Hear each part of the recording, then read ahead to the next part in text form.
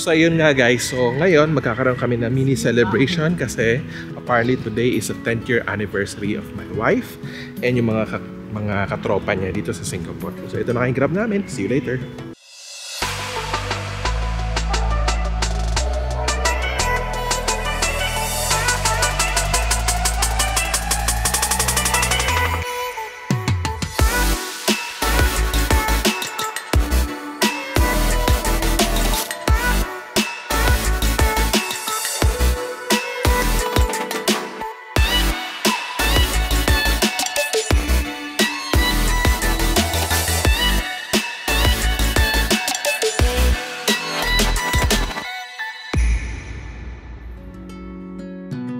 Marami sa ating mga Pilipino ang nangangarap na mangibang bansa sa kadahilanan na gusto natin ng magandang buhay.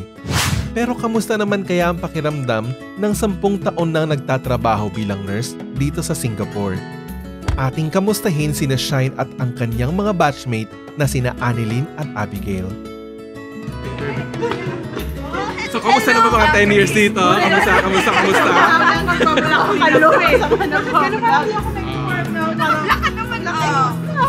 Wala, mali ka, uwi.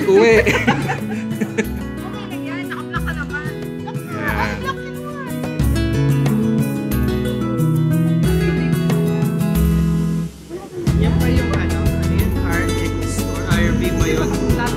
RV na Ang Singapore ang isa sa mga pangunahing pasyalang bansa ng mga Pilipino. Bilang isa sa Southeast Asian nation, hindi na kailangan pa ng visa mga Pilipino kung ikaw ay pupunta dito bilang turista. Ngunit para sa iba gaya namin, ang Singapore ay isang bansa kung saan kami kumakayod para itaguyod ang pangangailangan ng aming mga pamilya.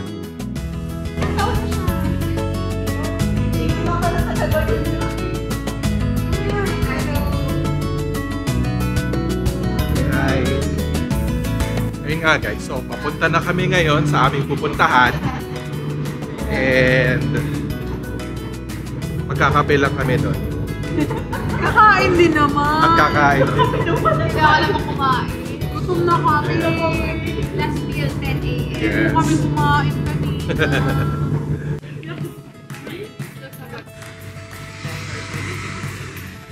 Ayan, may isa pang vlogger sa likod guys. Hindi naging mabilis kina Shine, Annalyn at Abigail ang pagharap ng kanilang bagong mundo bilang OFW. Isa na riyan ang malayo sa kanilang mga mahal sa buhay at mag-adjust sa kultura ng bansang kanilang kinalalagyan. Halika't samahan nyo kaming pakinggan ang ilan sa mga kaganapan sa buhay nila noong nagsisimula pa lamang sila hanggang ngayon na naka-10 taon na sila.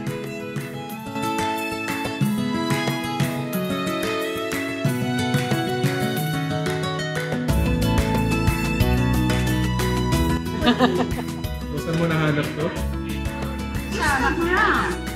Instagram. Nag-start ko sa TikTok. Uy, parang gusto ko nga yun.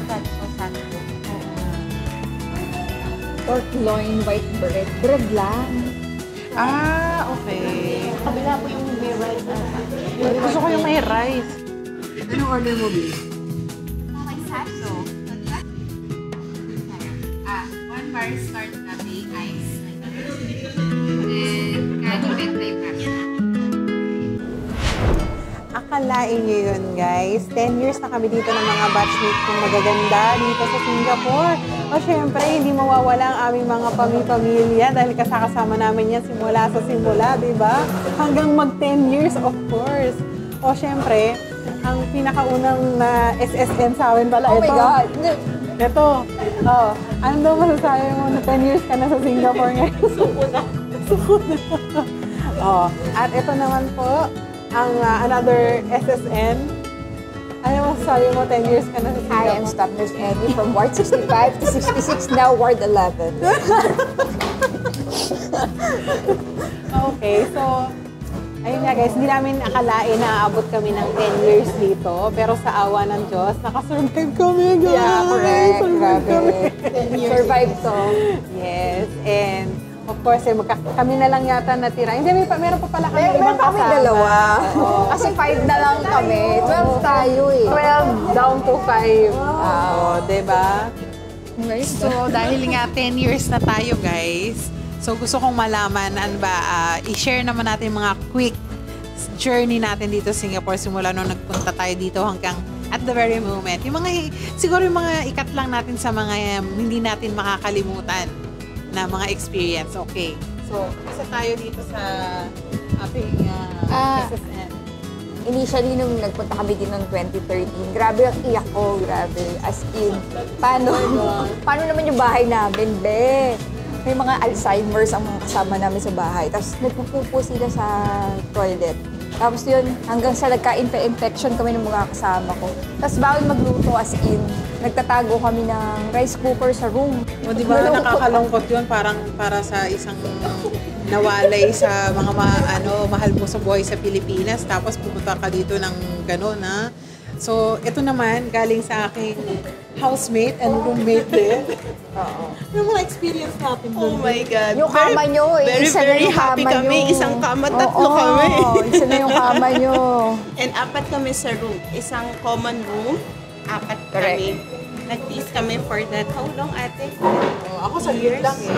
Then after that, 3 of us, isang kama. A month yata tayo dito sa And dati then natin after yung lumipat house. kami, sabay kami. 4 kami sa room. Then after that, few months lumipat si Ate Shine sa mga cousins niya. So still kaming tatlo pa ni same kama. Yeah. Ang hindi ko makakalimutan doon, yung pinakaunang bahay namin na nung nagbabike kami ni Rai, pinuntahan namin sa Yun nga, Black hindi natin nahanap kung saan. Tampines Hindi ko nga matandaan. 818 yata. Oo. Bus 5 lang alam ko. Ang hindi ko makakalimutan doon, guys, nung one time is ikaw lang naka-day off. Tapos, di ba, nung usually kapag tayo mga babae, pag sa day off tayo, naka-shorts lang tayo or naka-sando. Kasi may nagbukas ng room. Oo, may correct, nagbukas correct, ng correct. room. Oo. As in, Yun dapat guys. is real. Kasi merong yung nasa loob ng bahay namin, kasama namin owner, family sila. Husband and wife, may 2 anak na babae at lalaki, may isang grandma, tapos isang uncle na laging nakahubad at naka-boxer shorts Lagi lang. nakahubad din yung may-ari ng So bahay. in short, ang dami pala natin sa bahay. Hindi ko Oo, na-realize. Sobrang. Oh, ang dami natin sa Dami. Sa amin naman, couple. So, yung ting lalaki, lagi nakahubad din yun. Kaya hindi rin kami dumalabas ng kwarto. Tapos, double deck kami. Sa amin naman, parang every time na uuwi tayo, dadaan muna tayo sa malapit na hawker center. Bibili kami ng rice. Bibili tayo ng pagkain. 50 cents Oo. na rice. Kasi bawal magluto. No, one time na-decide na sabi ni Jessa, bili na tayo ng rice cooker. Pero bumili nga tayo, di ba? Sa Japan, home ba tayo bumili? Yes. Yung lapit doon. Oo. Paglabas namin gano'n, sabi nung uncle, ano yan? Rice cooker, we will cook rice. Cannot! "Huh? Why? Light cooking only. Yeah, light cooking. rice No, instant noodles only. Huh? Just for water, and that's it. It's light cooking. How can they compare yung work nila sa Pilipinas versus yung lumipat na sila sa Singapore? Ako na culture shock ako, guys. Bakit kamo? Pagdating dito, sabi nung NM ko, tsaka nung preceptor ko, mag-wound dressing ka. Kumuha ka ng dressing set, i-wound dressing mo yung pasyente. Hindi ako marunong mag-wound dressing, mga B, kasi nga, di sa hospital namin, residente ang nag-wound dressing. surgeon. Hospitalist. Oh, Yes. we got a hospitalist. Yes. So, feeling ko, ang syunga-syunga ko, guys. Alam mo yun? Kaya yun ang hindi ko makalimutan. Tapos sobrang galit sa akin yung manager ko. Yes. Anong nangyari? Playful ka daw. Hanggang sa pagtulog ko, napapaniginipan ko, nagbibigay ako ng Augmentin, antibiotic. Well, yung pagdating dito, tsaka compare ko siya sa Philippines, mas madali buhay ko sa Pilipinas. Kasi, I work in ICU, CCU, so 9-bedded lang kami. Dito talaga, wow! 16 per one. 16. Ito naman guys, ito si Gail. Kasama ko siya sa hospital sa Pinas. Magka-batchmate kami dumating sa St. Luke's at magka-batchmate din kami dito sa Singapore. At huwa. Kami na-shock. Sabay kaming na-shock. Sabay kami na siya. Ibang-iba ang private hospital sa Philippines compared dito. Dito yung mga pasyente ko, lahat siyang white. Lalo pinagkakabala ka sa Chinese. Mukha lang ako in-check, pero Filipino po ito. Gusto ko nung umiyak, minumura na pala ako. Di ko pa alam. Thank you mga Sesemi. Minumura na pala ako. O, diba guys? Ang hindi madali. Kala nyo lang, wala sa Singapore. Pero maganda naman talaga kami. Yeah, wala kami filter. Yeah. Maganda naman talaga kami. Walang AI, walang filter.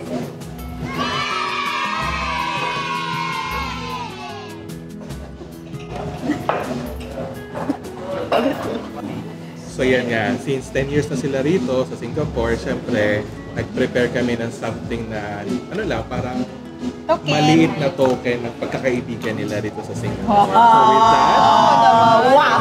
Wala naman yan. Oh, wow! Gusto ko umiyak. Iyak na doon. Stress tayo lang. Hindi naman yung batch namin kasi friends din kami. Yes, we 10 are years friends. Yun. So, paano ba yan? Pause muna guys kasi gutom na kami. 10 a.m. pa kami huling kumain kasi toxic kami kanina. So, kain muna tayo. Kain.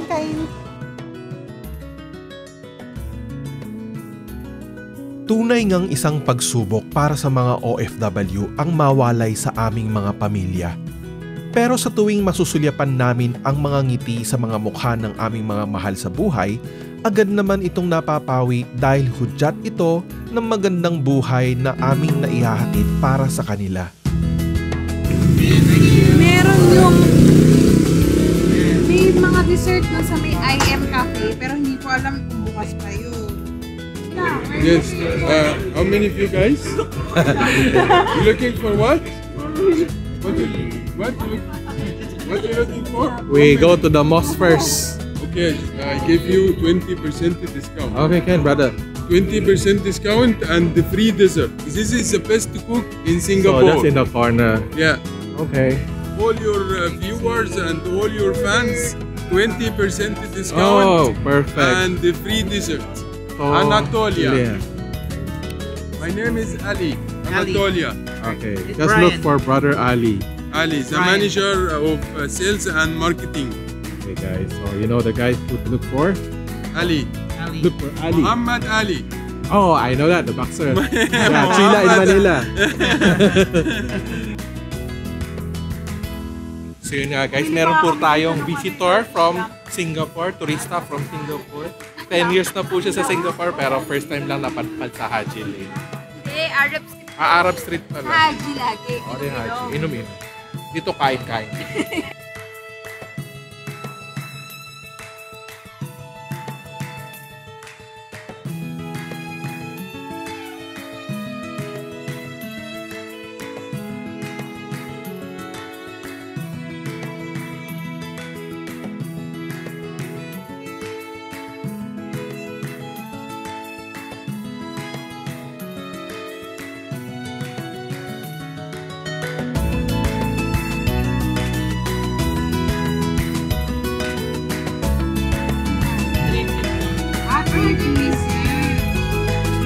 Ate, sabi ni Alan, Ali, libre daw ang dessert.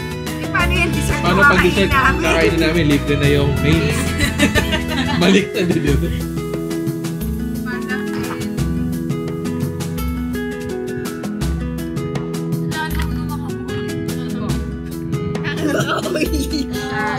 Saka yung hummus kaya mo, meron naman siyang kasama parang maliit na bread, diba? O sige, isang hummus, tapos isang labash.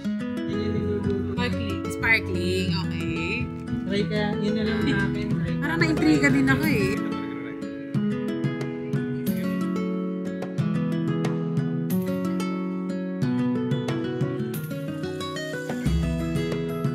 Ang financer po namin ngayong gabi, ang napakagandang si Mrs. Annalyn by this session. Thank you po. Thank you po. Speech. Wala akong speech. Stress ako. Char. Siguro, to be continued, yung kanina is, in 10 years nila dito, or in 10 years nyo rito, siguro, ano yung parang masasabi mong accomplishment na nagawa mo in 10 years being an OFW as a nurse in Singapore? Yun, siguro yung mga accomplishments ko simula nung pagpunta ko dito sa Singapore na ngayong naka 10 years na ako dito. Aside from professional growth, syempre ngayon mas malaki na yung kinikita ko compared noon sa peak nung nagtatrabaho pa ako sa Pilipinas. So yung mga dati hindi ko nagagawa like travel, makabili ng mga gusto kong bilhin, so nabibili ko na. So medyo maalwan na ang buhay, kumbaga. Yun. Wow! Wow! Maalwan. Spelling nga. Oh. Ikaw. For me naman, bukod sa tumaba na ako ng konti, dahil marami na akong pwedeng kainin. Actually, accomplishment ko para sa family. Since dati, ang motor namin is 2-stroke lang. Ngayon, 4-stroke na siya. Tapos nakabili lang ako ng Ducati para sa asawa ko. Yun lang.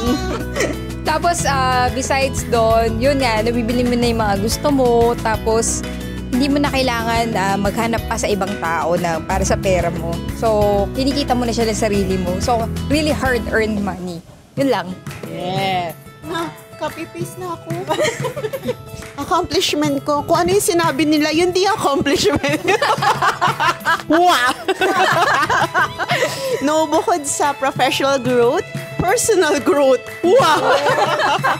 No, I learned a lot kasi hirap mag-isa dito, especially wala yung family. Correct. So, sometimes kailangan mo mag-desisyon na ikaw talaga magdedesisyon.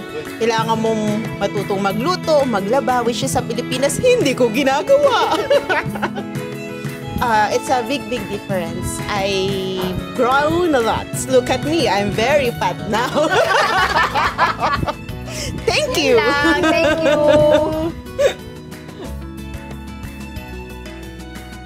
In 10 years, nagkasama-sama ulit ang Tres Marias. Tres Marias. Singapore. So sa mga gustong mag-Singapore na mga aspiring nurses, ang masasabi ko lang siguro is just follow your dream. Wow! Kasi syempre kayo yung gumagawa ng sarili nyong tadhana. So just follow your dream, be brave, and God will do the rest. Dream, believe, survive. Star! So hanggang sa susunod na aming vlog. And thank you for watching. And please like, share, and subscribe. At saka please press that notification button dahil madalas kami mag-upload ng bagong video para lahat ng mga kaganapan dito sa Singapore and outside Singapore updated kayo. And syempre, huwag niyo rin kakalimutan mag-subscribe sa aking kaibigan na Kid and Dad Motovlog. Follow nyo. And all about mostly mga motor, tungkol sa motor. Pero may travel and food din. Okay guys, so good night. See you soon. Bye-bye. Bye-bye.